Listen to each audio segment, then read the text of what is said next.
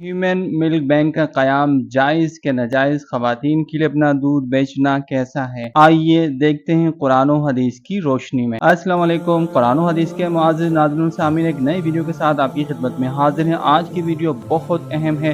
آج کی ویڈیو کا ٹاپک ہے ہیومن ملک بینک۔ آج کل سوشل میڈیا پر کراچی میں ہیومن ملک بینک انسانی دودھ بینک کا چرچا ہے۔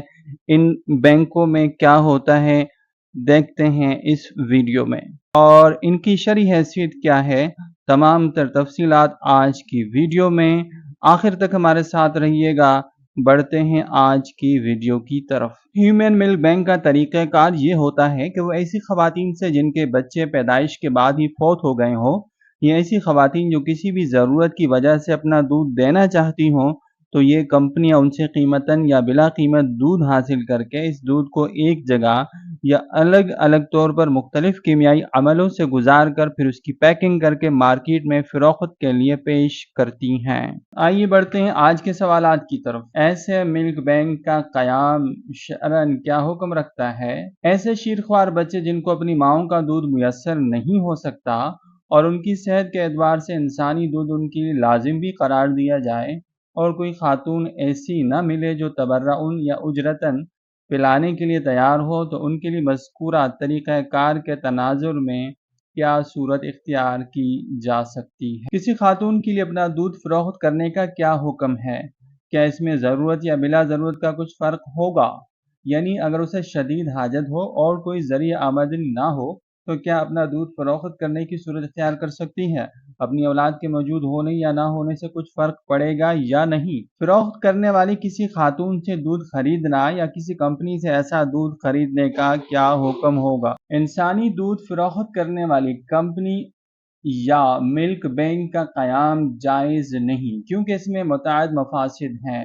مثلاً سب سے پہلی خرابی تو یہ ہے کہ اس بینک میں موجود انسانی دودھ اگر کسی بچے کو پلا دیا جائے تو اس میں جتنی خواتین کا دودھ شامل ہوگا ان سب سے اس بچے کی حرمت رضاعت ثابت ہو جائے گی، لیکن یہ فیصلہ کرنا مشکل ہوگا کہ بچے کو جو دودھ دیا گیا ہے اس میں کس کس خاتون کا دودھ شامل تھا۔ نتیجتاً حرمت رضاعت کے باب میں وارد احکام شرع کی پاسداری تقریباً ناممکن ہوگی۔ نمبر 2، اس طرح کے ملک بینک قائم کرنے کی حاجت بہت نادر ہے۔ نیز اس طرح کے ملک بینک قائم کرنا جس میں انسانی دودھ کی خرید و فروخت ہوتی ہو تکریم انسانی کے بھی خلاف ہے۔ انسان کے کسی جزو کی خرید و فروخت عام اشیاء کی طرح جائز نہیں۔ نمبر 3، ایسی خواتین بہت کم ہوں گی جو اپنا دودھ تبرعاً بینک میں جمع کروائیں، اس لیے اس طرح کے ملک بینک اگر قائم کر دیے جائیں تو اس میں اس بات کا غالب احتمال ہے کہ یہ دودھ کی تجارت کا ذریعہ بن جائے، اور جو خواتین تنگ دست اور غربت کا شکار ہوں وہ رقم حاصل کرنے کی خاطر اپنی اولاد کو چھاتی سے دودھ پلانے کے بجائے اپنے دودھ کو مہنگے داموں بیچنے پر مجبور ہو جائیں اور اپنی اولاد کو حیوان کا یا مصنوعی سستا پلائیں۔ نمبر 4، اس طرح کے ملک بینک قائم کرنے میں اس بات کا احتمال بھی ہے کہ بعض وہ مائیں جو اپنے بچوں کو دودھ پلانے پر قادر ہوں لیکن سستی یا مصروفیت کی وجہ سے اپنے بچوں کو اس خیال سے دودھ نہ پلائیں کہ بچوں کو جس قدر خالص دودھ کی ضرورت ہے وہ تیار دستیاب ہے۔ وہ خواتین جو اونچے طبقے سے تعلق رکھتی ہوں یا کسی جگہ ملازمت کرتی ہوں وہ اس بینک کی وجہ سے اپنی ذمہ داری کی ادائیگی میں کوتاہی کرنے لگیں گی۔ نمبر 5، اتباع حکماء اور ڈاکٹروں کے کہنے کے مطابق بچے کے ماں کی چھاتی سے براہ راست دودھ پینے میں فی نفسی ہی کچھ فوائد ہیں۔ ظاہر ہے کہ مذکورہ بینک قائم کر دینے کی صورت میں اگر بچوں کو ماں کی چھاتیوں سے دور رکھا جائے تو ان فوائد سے محرومی ہوگی جو ماں اور بچہ دونوں کے حق میں مضر اور نقصان دہ ہے۔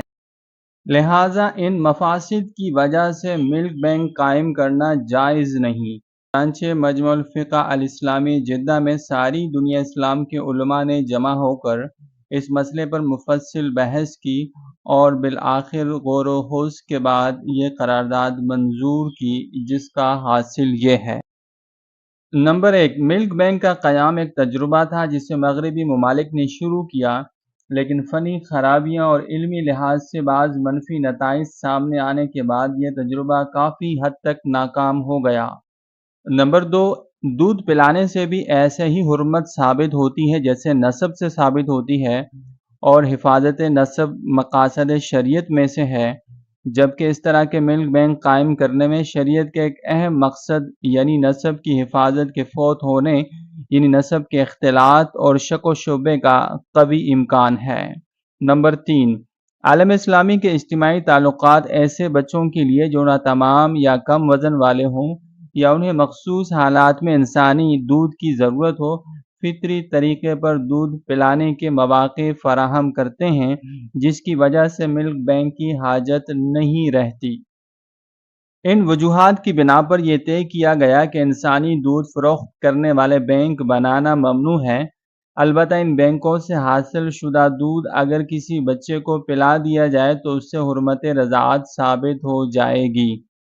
जहाँ किसी बच्चे के लिए इस तरह की नौबत आ जाए कि उसको माँ का दूध मुयस्सर ना हो सके, तो ऐसी सूरत में दूध पिलाने वाली दाया का इंतज़ाम बआसानी किया जा सकता है, और अगर दाया ना मिले तो बाज़ार में दस्तयाब मस्नूई दूध सभी बच्चे की नशो-नुमा हो सकती है, वो इस्तेमाल किया जाए।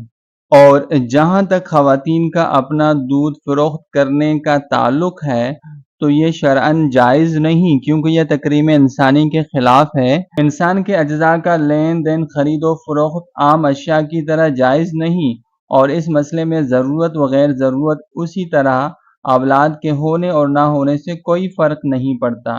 जिस खातून को माशी तंगी हो और कोई ज़रिया आमदनी ना हो, तो वो दाया बनकर बच्चे को दूध पिलाकर उसकी उजरत ले सकती है। इस तरह इसकी ज़रूरत पूरी हो जाएगी, लेकिन ज़रूरत पूरी करने के लिए दूध निकाल कर फ़रोख्त करना जायज़ नहीं। इसी तरह आम हालात में इस खातून या कंपनी से दूध खरीदना भी जायज़ नहीं।